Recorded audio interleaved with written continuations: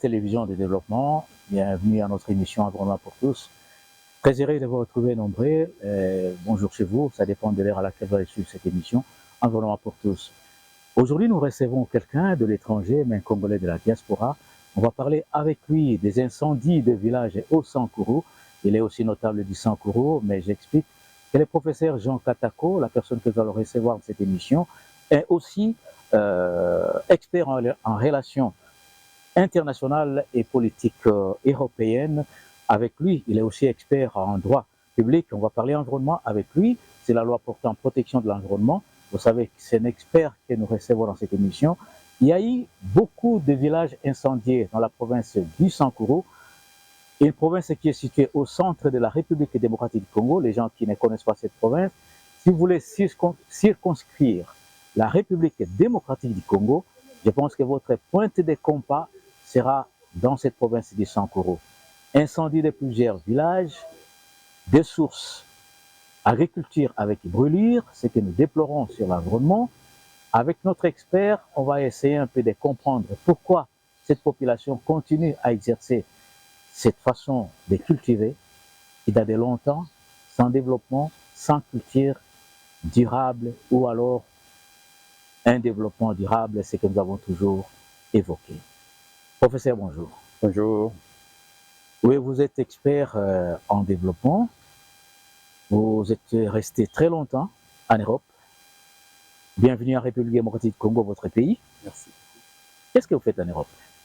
En Europe, il faut dire que dans un premier temps, je suis parti comme étudiant. Et je suis resté là pendant un certain moment. Et par la suite, quand j'ai terminé mes études, il va de soi qu'il fallait soit retourner au pays, soit si j'ai trouvé du travail, il fallait y rester. Et justement, j'ai trouvé du travail au ministère de l'Emploi, au ministère de l'Emploi de la région wallonne, parce que vous savez, la Belgique a trois communautés, la communauté germanique, la communauté francophone et la communauté flamande. Et moi, j'habitais dans la partie francophone, et c'est dans ces ministères de l'emploi que je travaillais comme conseiller à l'emploi, mais conseiller aussi en formation pour l'insertion socio-professionnelle des jeunes gens qui viennent dans la vie. Quand bien même ici, nous vous recevons comme notable du Sankuru, mais après cette brève présentation, qu'est-ce que les téléspectateurs de la RTNC, cette chaîne de développement, peuvent retenir de vous? De moi, il faut dire que bon, je suis, comme vous l'avez dit, notable du Sankuru. Je suis né au Sankuru. J'ai fait mes études, une grande partie au Sankuru, avant de venir ici, faire mes études secondaires, puis aller les terminer finalement au Sankuru. J'ai travaillé comme professeur dans l'école secondaire pendant longtemps, et même du temps de Mobutu, quand j'étais ici à l'université, à chaque fois qu'on fermait l'université, j'allais là-bas pour y travailler. Ce qui fait que j'ai fait une grande partie de ma vie au Sankuru avant de m'envoler en Europe pour des raisons d'études. Les Sankuru, parce que nous revenons sur le sujet, les Sankuru qui connaissent une situation dramatique, incendie de plusieurs villages, juste en date du 29 avant le 30 juin, date de l'indépendance. Cette province qui a vu naître Patrice Emery Lumumba, mais qui est resté un trou noir dans la République démocratique du Congo. Cela vous dit quoi, une interpellation? J'y étais, j'ai vécu les réalités de l'arrière-pays et spécialement pendant les élections. J'ai été même avant les élections de décembre 2023. J'ai été pendant les élections et même après les élections, je suis retourné. Et je vous dis que c'est une situation comme si, par rapport au temps où moi j'ai vécu au Congo, c'est comme si on a fait un bond en arrière sur tous les plans. Et c'est dramatique, c'est triste. Oui, mais la situation réelle s'est passée comment? Qu'est-ce qu'il y a eu, effectivement? Il faut le dire, comme vous l'avez présenté brièvement, que nous sommes en période de saison sèche. Et la vie au village, c'est la vie des paysans. Et les gens doivent aller cultiver les champs. Et quand ils cultivent les champs, après un certain moment, il arrive une période, particulièrement cette période de saison sèche, où les gens doivent brûler leurs champs. Okay. Et ce qu'on appelle en termes beaucoup plus précis l'écobuage.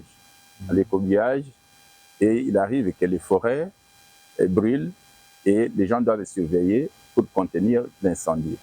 Mais avec les vents violents, avec toutes sortes de paramètres que la population n'a pu maîtriser, le feu a débordé, les cadres circonscrits et ça a échappé au contrôle de la population, si bien que les feux se sont étendus jusqu'au village. Et pendant que les gens étaient au champ, les feux ont embrasé presque tous les villages. Je peux compter certaines localités qui ont été concernées par ces incendies. Il y a par exemple le village Elamba, dans le secteur d'Engandou, dans le territoire de Katakokombe. Ouais. Il y a aussi le village Shingo. Je peux citer aussi le village Lukuchu, Wahapungo, village Olongo ou encore le village Kala. Donc c'était un certain nombre de villages. J'ai cité quelques villages à titre d'échantillon, mais il y a eu plus de villages. Ça c'est à Katako. À Lubefo également, il y a eu le même drame. À Lodja, on a aussi répertorié quelques drames. Ce qui fait qu'actuellement, les populations vivent dans une situation de dénuement total. Parce que vous imaginez, quand les gens partent au champ, ils mettent le minimum possible, oui, comme tenue vestimentaire. Et ils ont tout laissé au village.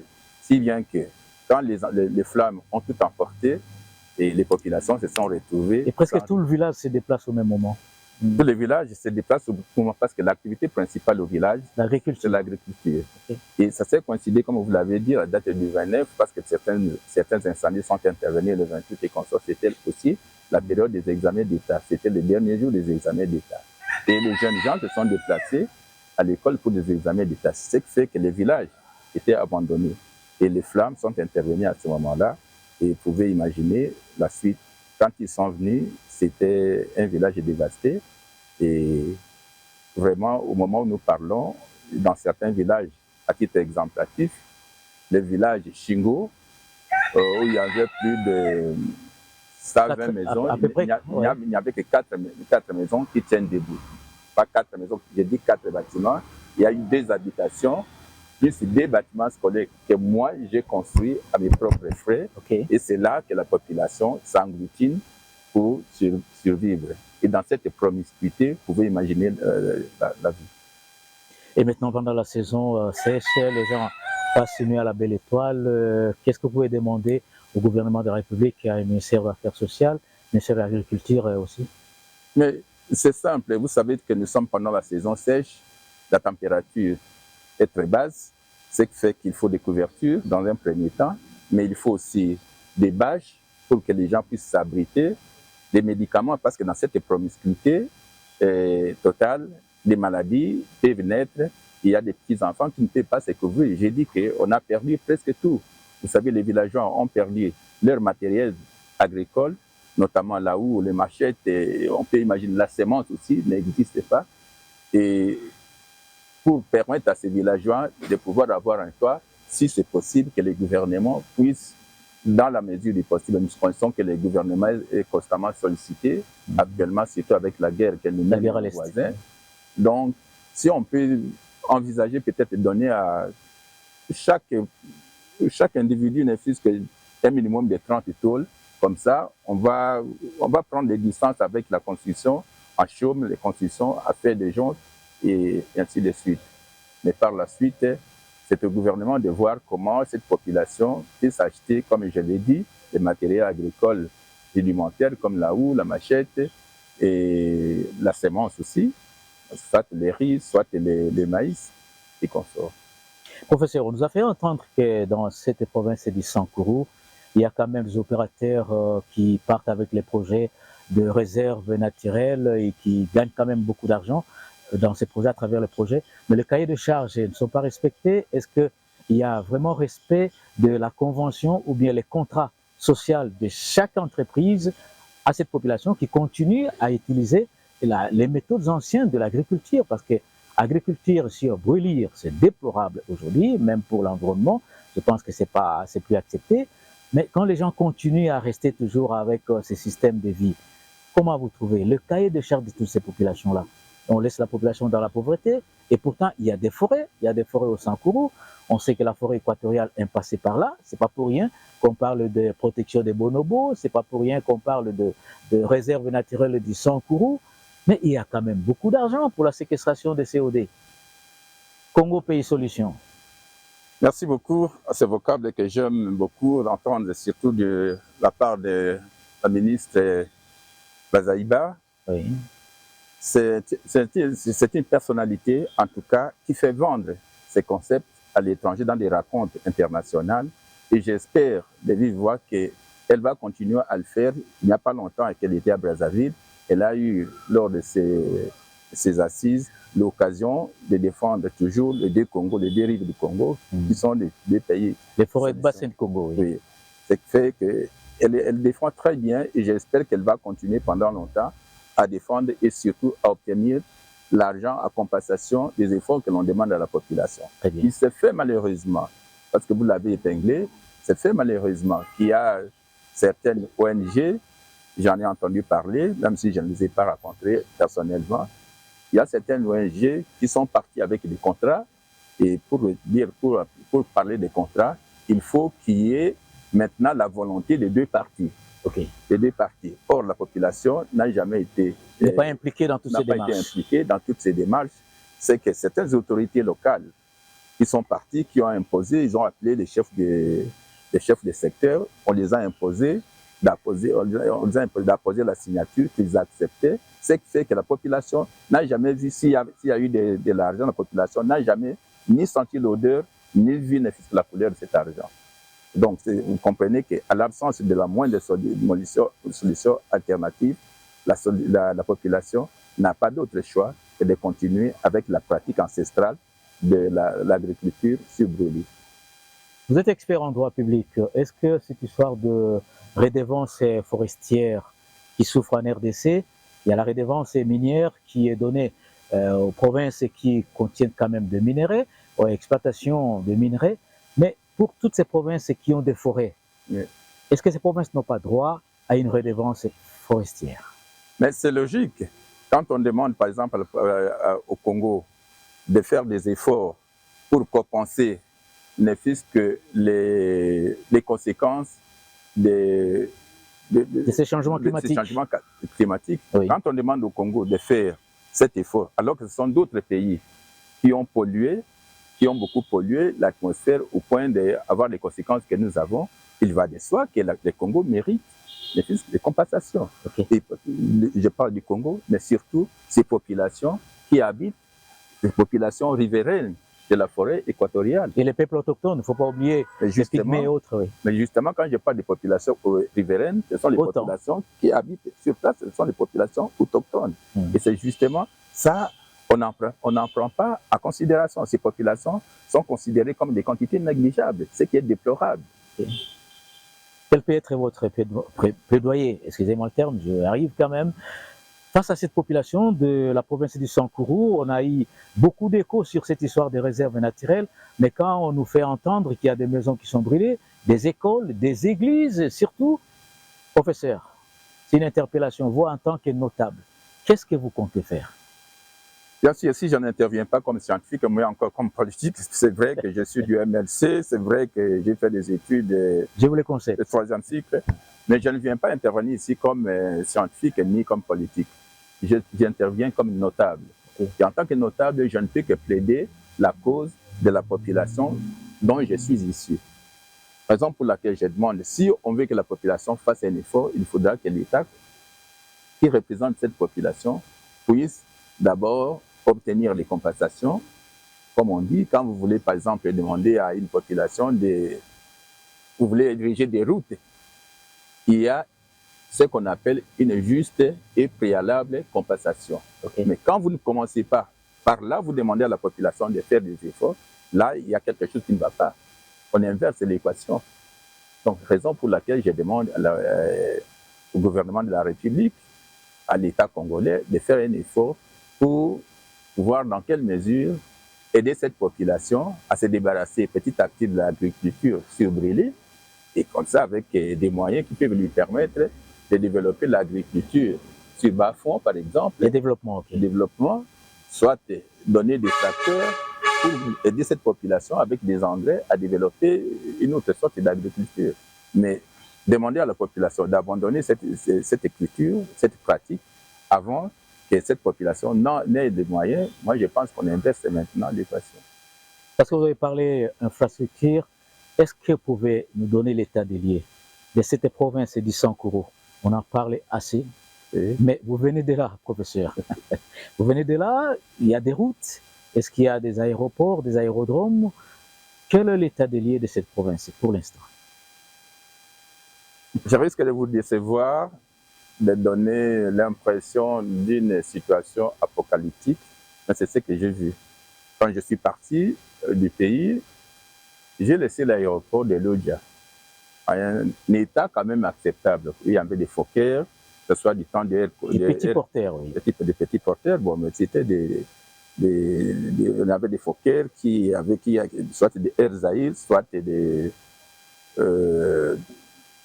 d'autres sociétés aériennes qui exploitaient.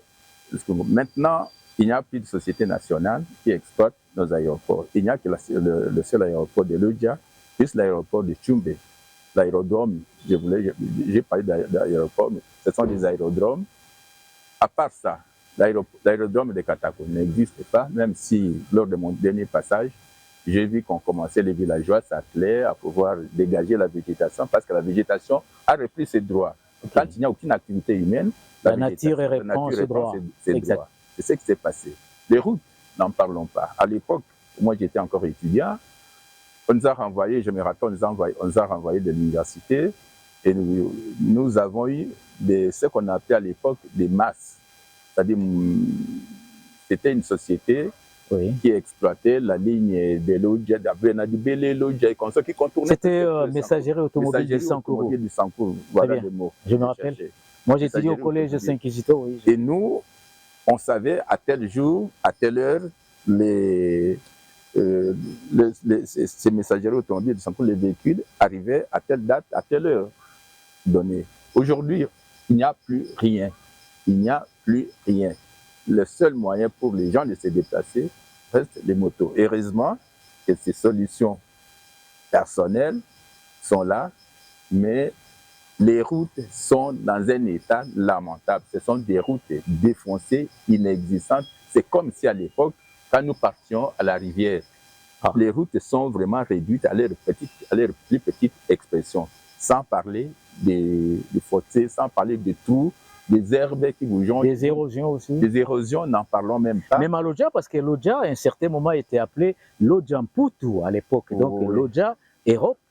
Lodjamputu, lui, comme on en parlait, mais Lodja n'est que l'ombre de. Même presque tous les commerçants sont partis, pas tous, mais la majorité des grands commerçants sont partis de là, sont venus ici.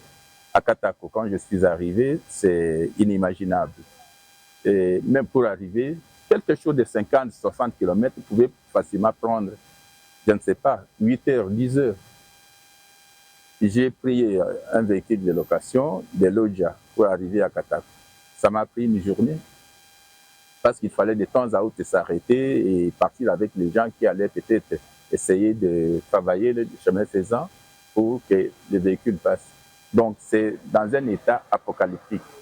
Ceci dit, je reconnais les efforts entrepris par le gouvernement de la République, par l'Église catholique, les ONG, mais peut-être aussi le gouvernement de la République a financé via je ne sais pas quels organismes, parce que je ne vais pas m'avancer là. Moi, je vous parle de ce que j'ai vu. Mais l'Église catholique fait quand même du boulot dans un tronçon, mais dans d'autres tronçons, la végétation, où je dis la nature, est en train de reprendre tous ses droits. Tout. J'espère que Monseigneur Djomo sort de cette province, précisément de Katakokombe, la province de Patrice Emery Lumumba. Comment ce territoire de Patrice Emery Lumumba se trouve aujourd'hui, à la date des indépendances, 64 ans après l'indépendance? On comprend que Katakokombe devait avoir une évolution. Comment vous trouvez sur le plan environnemental? Comment vous trouvez sur le plan économique? Ça se passe comment? Et la fête de l'indépendance, on la célèbre comment là-bas? Malheureusement, je n'étais pas au moment de célébrer l'indépendance cette année-ci, Mais le personnage que vous avez cité, j'ai eu l'occasion d'apprendre qu'il est ici à Kinshasa. Je pense qu'il est ici, mais c'est la seule personnalité, en tout cas, qui fait presque l'unanimité, qui faisait l'unanimité parce qu'il n'est plus l'archevêque des lieux. C'est un autre qui a pris sa succession, je pense que c'est Monseigneur Tchomba. Mais du temps de Monseigneur Diomon, c'est lui qui sillonnait en Europe et aux États-Unis pour chercher les moyens, pour chercher les fonds, afin d'essayer de sauver la situation, afin que la situation puisse tenir. Et lui dirigeait presque, en dirigeant son église, il dirigeait même pas dirigé comme tel, mais il donnait des fonds dans des hôpitaux. Donc c'est une personnalité qui malheureusement est atteinte par la limite d'âge, mais je pense que son successeur serait mieux. Mais pour le reste, le territoire d'origine, le Patrice Lumumba, fait figure des parents pauvres. Malheureusement, il n'y a pas des gens, malgré tous ceux qui se pavanent ici à Kinshasa pour dire nous venons de ceci, personne n'a fait, et même quand nous parlons de ces incendies, vous ne trouverez pas quelqu'un qui a donné quelque chose à ces villageois. Et pourtant, on vient parler ici au nom de la population des Katakokombe, tout comme population du Sambelo, la population. En tant que notable, qu'est-ce que vous demandez? Tout ce que je Encore demande, une fois, oui. Tout ce que je demande. Ils ont perdu la sémence. Ils ont perdu tout. Voilà. Ils ont perdu la sémence. Parce que si ils n'ont pas la sémence, les riz, le maïs, ou encore tout ce qu'on peut garder dans les greniers, est parti en fumée. Mais ce que j'ai demandé aussi, c'est que l'État congolais puisse se rappeler que ces gens ont perdu tout ce qu'ils avaient, couverture, draps, les habits, même les habits de leurs fils, des petits-enfants, tout est parti en fumée. Donc il faudra que l'État, dans la mesure du possible, malgré les multiples sollicitations, que l'État puisse songer à trouver une solution, si pas une solution, peut-être des gros moyens, mais ne fût-ce que les petits moyens qui peuvent soulager cette population.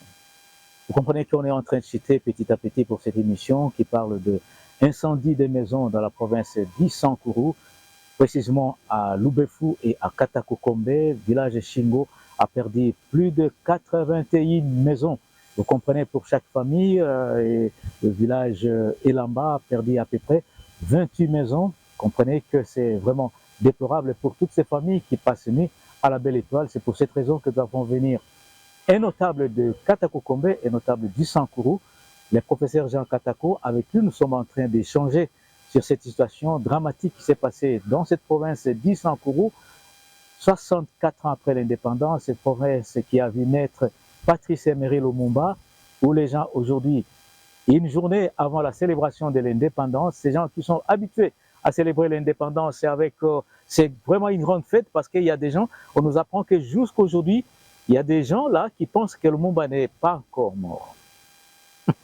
Oui, en tout cas, comme vous savez, dans nos villages, je ne sais pas qui a fait courir les rumeurs selon lesquelles Lumumba aurait laissé une bouteille d'eau en disant tant que cette bouteille d'eau ne sera pas transformée en sang, c'est qu'il est toujours vivant.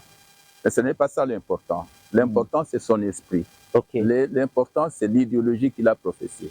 La plupart des politiciens se réclament de Lumumba. Ils se disent lumumbistes. Mais combien sont capables de montrer l'amour qu'avait cet homme envers ce pays, qui pouvait même se sacrifier, donner sa vie pour ce pays, okay, qui pouvait accepter de ne pas prendre, comme nous savons actuellement, il y a des détournements en chaîne, il y a des choses, et le pays croquis dans la misère, la population est laissée à sa plus simple expression, est abandonnée. Okay. Et ce n'est pas la population seulement du Sankuru, mais la population en général. Alors quand vous dites, quand les Sankuru, un coin perdu au milieu de la République démocratique du Congo, il n'y a personne qui s'occupe de cette population, raison pour laquelle nous demandons à l'État congolais. Cela va être votre mot de la fin pour cette émission, oui. C'est mon dernier mot. Je rappelle, il y a eu des incendies à Shingo. Caméra, vous regardez votre caméra. Il y a des incendies à Shingo, Il y a eu des incendies à Ilamba, à Warapongo, à Lokutu, à Kala, mais aussi à Lando, précisément à Olongo. Je demande l'intervention urgente, ultra urgente même, à l'État congolais, au gouvernement congolais, pour soulager ces populations. Merci beaucoup. Merci, c'est par ces termes que nous allons prendre congé de vous. Vous comprenez qu'on a suffisamment élagué ces problèmes d'incendie des maisons dans la province d'Issankuru. Nous avons reçu les notables d'Issankuru, le professeur Jean Katako avec lui. Vous comprenez que c'est un juriste des droits publics. Il devait s'étaler sur tous les aspects. Nous vous disons merci. Jaguéré qui nous réalise, Trésor Tsambi à la caméra, sous la coordination de Joseph Kayamboula Matadi. La chaîne développement, la RTNCD, vous dit merci. On se retrouve au numéro prochain. Prenez soin de vous, car il y a une vie après cette émission. Merci beaucoup.